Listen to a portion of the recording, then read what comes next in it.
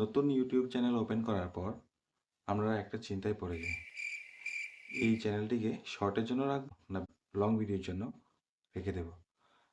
তো আজকের এই ভিডিওতে আমি এই আনসারটাই দিতে যাচ্ছি। সো গাইস, কিছু পয়েন্টের মাধ্যমে আমি এই আনসারটা তুলে ধরবো। So guys, welcome back to my channel. আমি সঞ্জয় আর আপনারা দেখছেন সঞ্জয় ইনফো।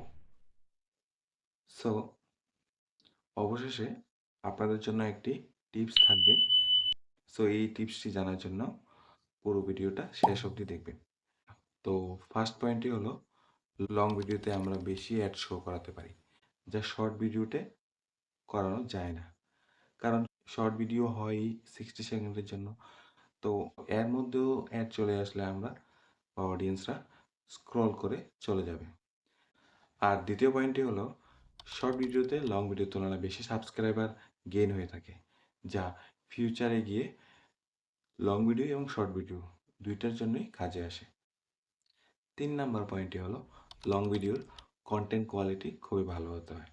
শর্ট ভিডিওর কন্টেন্ট কোয়ালিটি ভালো না হলেও চলে, কারণ শর্ট ভিডিওতে মানুষ স্ক্রল করতে করতেই ভিডিওটা চলে আসে, তো তখন ভিউ বেড়ে যায়। কিন্তু লং ভিডিওতে কন্টেন্ট কোয়ালিটি ভালো না হলে, ভিডিওটি অ্যাট্রাকটিভ না হলে মানুষ এটাকে কিছুক্ষণ দেখে তারপর এক্সিট করে নেয়। আর চতুর্থ পয়েন্টটি হলো, লং ভিডিওতে থাম্বনেল লাগানো খুবই জরুরি হয়। কিন্তু শর্ট ভিডিওতে থাম্বনেল লাগাতেও পারেন, না লাগালেও চলে।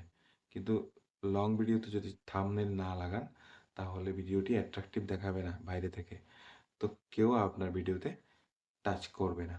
ফিফথ পয়েন্টটি হলো, লং ভিডিওর সার্চিং ভ্যালু বেশি হয়ে থাকে। সার্চিং ভ্যালু মানে মানুষ বহু বছর পর অবধিও এটাকে সার্চ করে থাকে, কারণ ওই ভিডিওগুলি কন্টেন্ট কোয়ালিটি ভালো থাকে, খুবই ইম্পর্ট্যান্ট হয়ে থাকে, বহু বছর পরেও সার্চ করলেও ভিডিওটা চলে আসে। কিন্তু শর্ট ভিডিওতে এরকম হয় না। শর্ট ভিডিওটা বহু বছর পর অবধি লাস্টিং করে না এবং আর্নিংও সেরকম দিয়ে থাকে না। কিন্তু লং ভিডিওটা বহু বছর পর অবধিও আর্নিং আপনাকে দেবেই দেবে।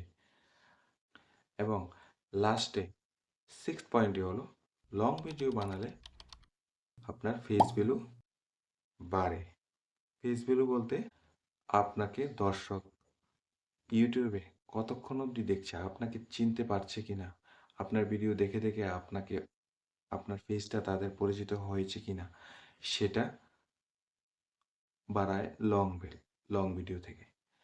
তো লং ভিডিও করলে ফেস ভ্যালু বাড়ে, আর সাথে সাথে আপনার কথা বলার যে ফ্লুয়েন্সি, কথা বলার মধ্যে ফ্লুয়েন্সি আসবে, আপনার ক্যামেরার সামনে কথা বলার সাহসটাও বেড়ে যায়, যা শর্ট ভিডিওতে হওয়ার চান্স খুব খুব কম থাকে। তো এতটুকুই ছিল এই 6টা পয়েন্ট।